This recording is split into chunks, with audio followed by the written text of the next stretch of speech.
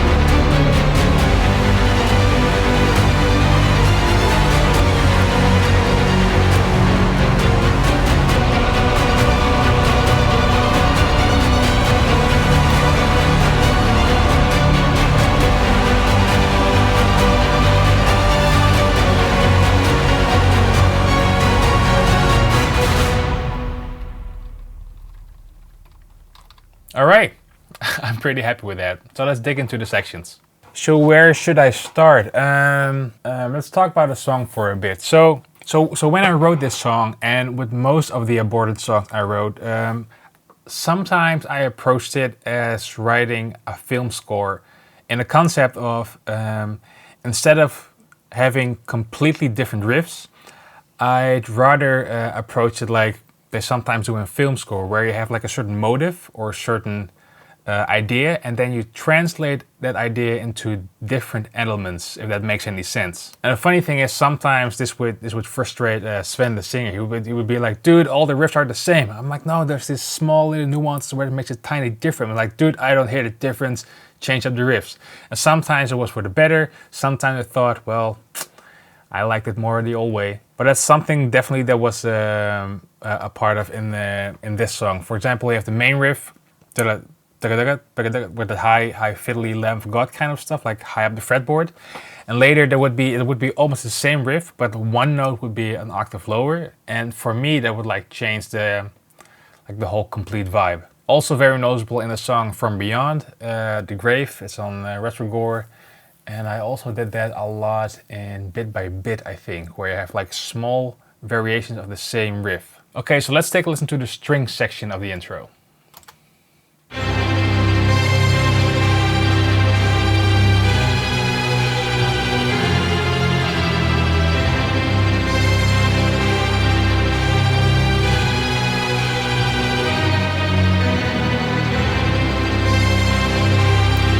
So basically what happens here is it's basically almost the same as on the real song on the death metal song, where like the guitars are trem picking it, and the lower strings are doing more like simple legato strokes. I almost did triplets on the higher string, like something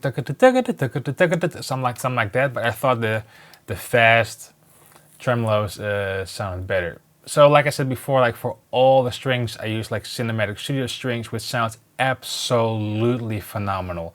I used Hollywood strings earlier, like past years, but when I switched to this and like I had it programmed with the whole orchestra, like so I can play on my keyboard, and I was just floored. Like I definitely give it a try. So then comes where the tempo goes up. And that's where I thought like I don't want to have those fast strings anymore. I just want to have like almost like a marching band, like dun, dun, dun, dun, dun, dun, something like that.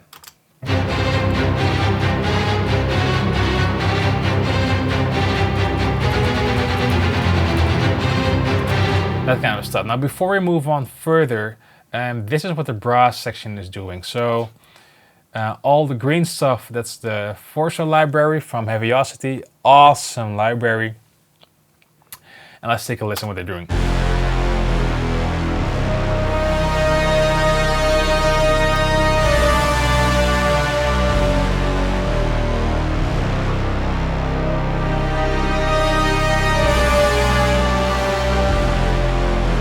So very dramatic.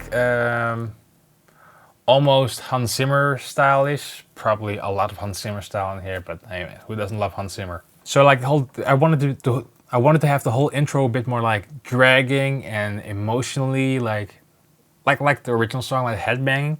But then like normally where the blast beat kicks in, was there a blast beat on the original? Yeah, yes, I think so. Hammer blast, anything, something like that. But because there's no drummer here, or like a metal drummer in this translation, I want to have like instead of like I want to have more like a 2, 3, 4, 1, 2, 3, 4 pushing effect, which the brass really helps. So this is what the brass is doing.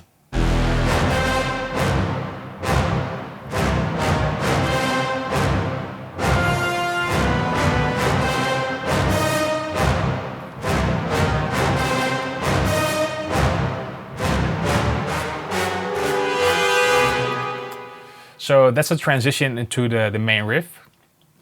So together with the strings, and I'll mute the drums. So let me just solo the brass and the strings.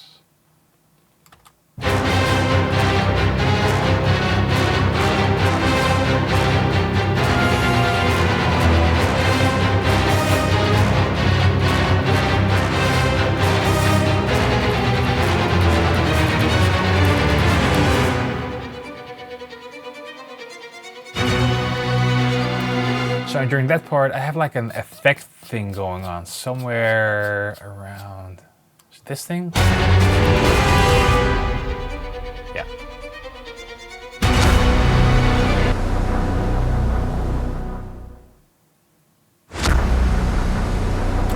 Epic as hell.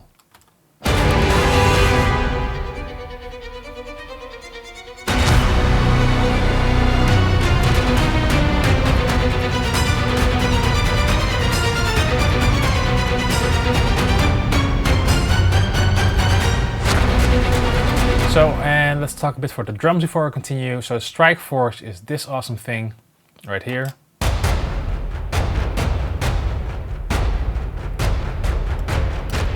And then together with Damage 2, they work perfectly together.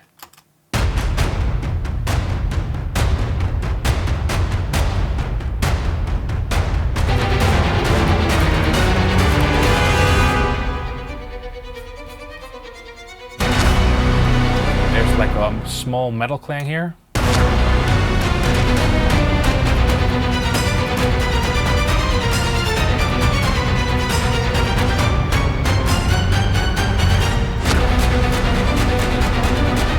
Goes into the main theme.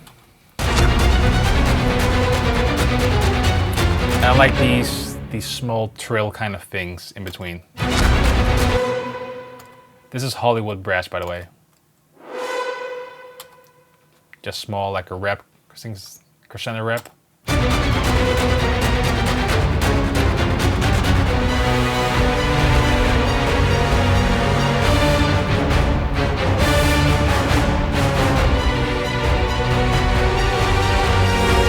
So this part was kind of difficult to translate because I thought like, okay, is this even playable on a violin, like this thing?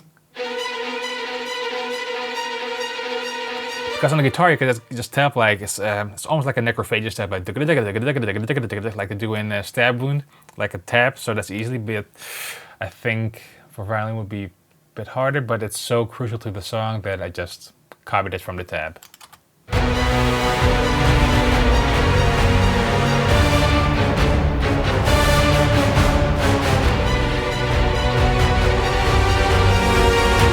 So now comes the the headbang part. Like when we play this live, this is when like Sven lost his shit.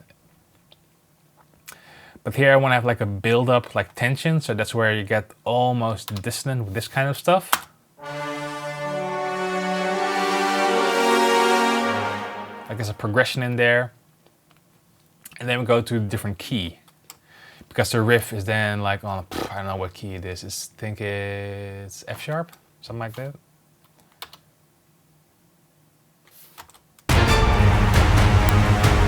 Yeah, somewhere like F sharp and then G. Oh, I mean G sharp, sorry.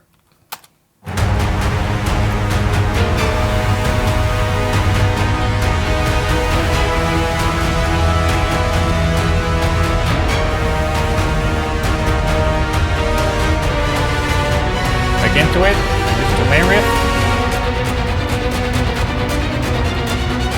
So I didn't want to continue like the riff like copy paste. So that's why the first part is more like that action scene, almost like pumping thing. But then I want to have more like 1, 2, 3, 4, back to that beat again. So that's what you'll hear here.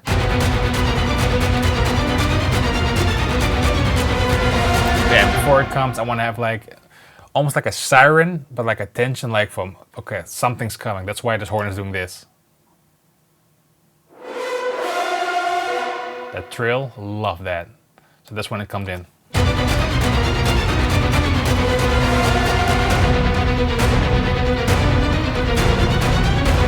And that's just like all those drums doing those things together with the brush, I think.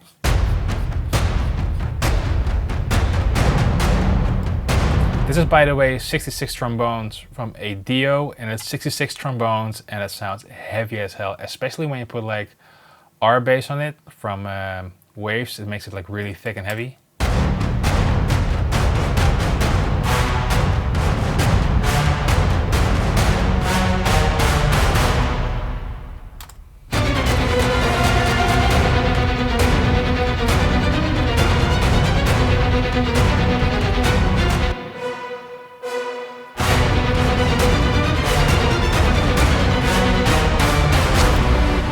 this whole section, it took me quite a while to think like, what the hell am I gonna do here? Because normally there's like, so here's the thing, with a lot of aborted songs we wrote, there would be like a midsection where the tempo would be a bit lower, and we were all, or we're still, but we're all like horror fans, especially Sven. Sven is like the mastermind of horrors. He knows like all the horror movies he's seen, everything. So with this kind of vibe, I remember when I was a kid, I saw like Hellraiser fuck me up for quite some days. And as some of you may know, there are a lot of Hellraiser sound samples spread across aborted albums. So when I got in the band in 2012 and heard of samples again, and I think like sometimes on the bus you talk about horror movies and how good Hellraiser 2 is. So this isn't like a copy of that Hellraiser thing, but it's more like an ode to it, like those horror kind of dreamery legato strings going on. So let me just play it and shut the hell up.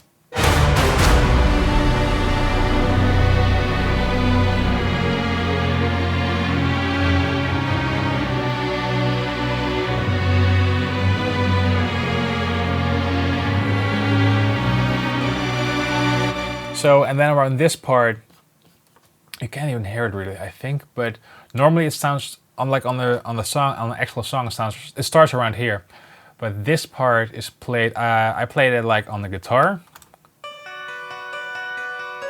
And these are not the exact notes because the notes wouldn't fit to the tiny chord changes I did to this version, so the original.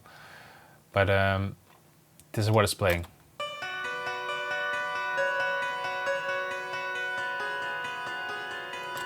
Like originally on the record I played this on the guitar.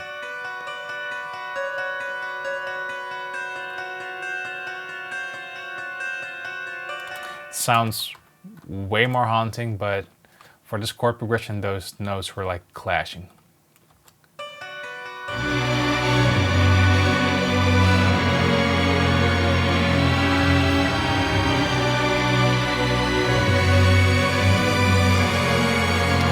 Horn. So I first thought of doing like the guitar solo I play over this, send it to a violin, but I thought it would lose the like the whole vibe. It would like a melodic shreddy solo. So instead of doing the solo, I thought I'll just add choir that sings the chords, because this whole part is a certain chord progression, but when the solo kicks in, I always like my solos like melodic, like harmonic minor kind of stuff. So on the record, I changed the chord progression over there. So I thought in this version, instead of adding the solo, just emphasize that new chord progression with the choir. Here.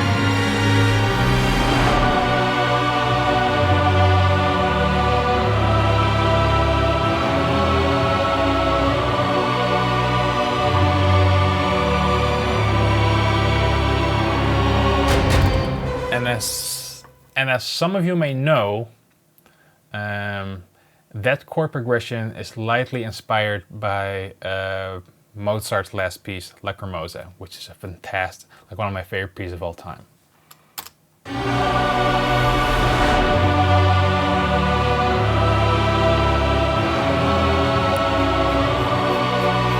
then over here, we have some trills or some action.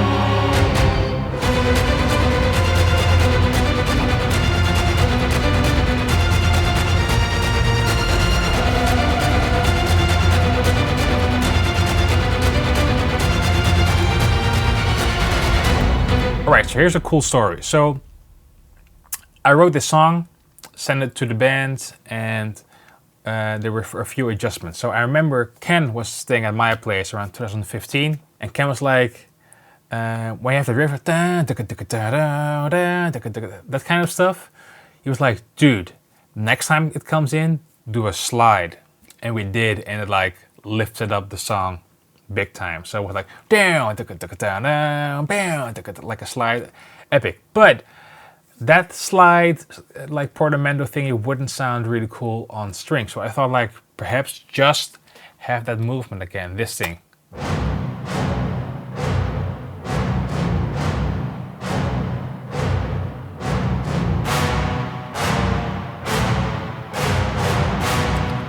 That thing, and I'll talk about this part later because that's my favorite part.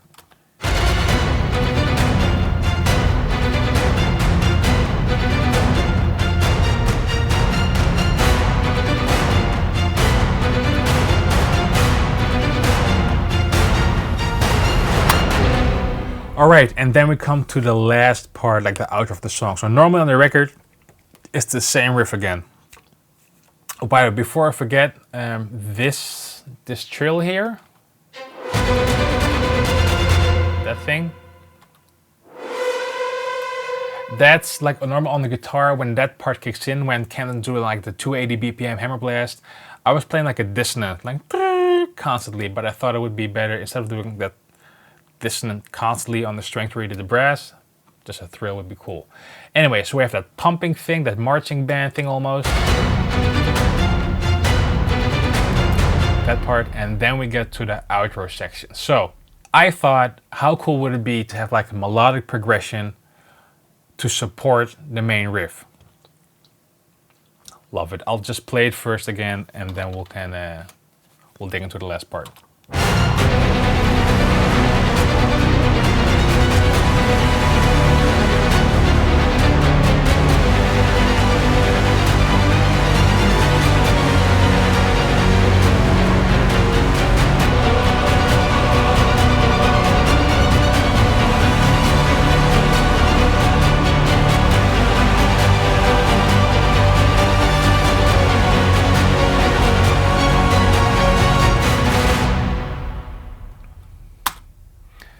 Absolutely love that part. So basically it's like it's very Dark Knight, I know, but that's one of my favorite movies of all time.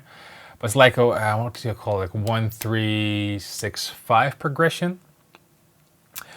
So, and there's some extra stuff going on here because I thought it would be boring to have that part just duplicated and then like add some choir to it. So what I added was this thing. So this is not in the original song. But let's do the string section by itself. So this is like the main riff with the chord progression, but then the violas on this one, and on the solos, the solo string is the second violins to get a more wide spectrum. Here we go.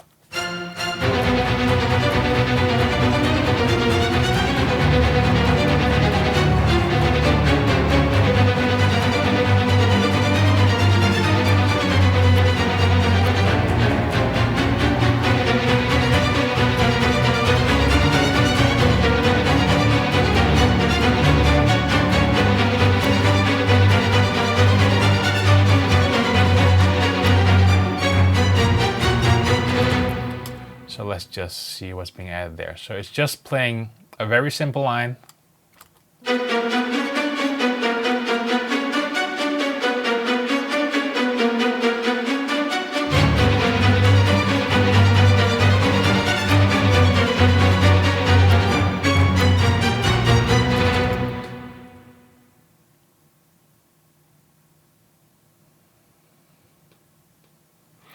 And then the brass is supporting that. So just sort of the brass here.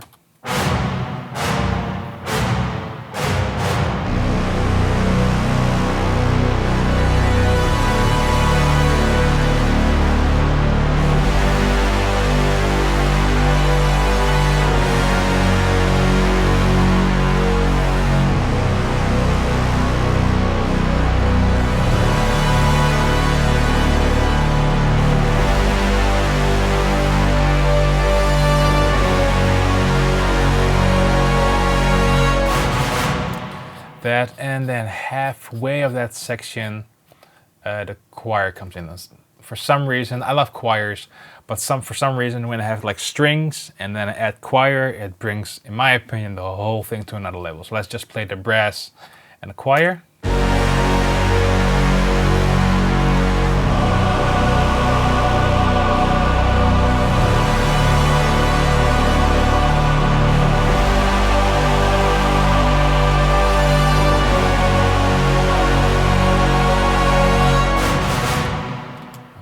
play that last section together with the drums, like and the drums here, punching again.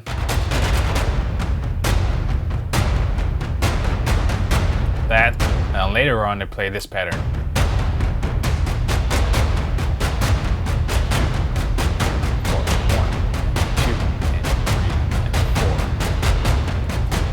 Give it like more emphasis on that. So one more time. Whoops.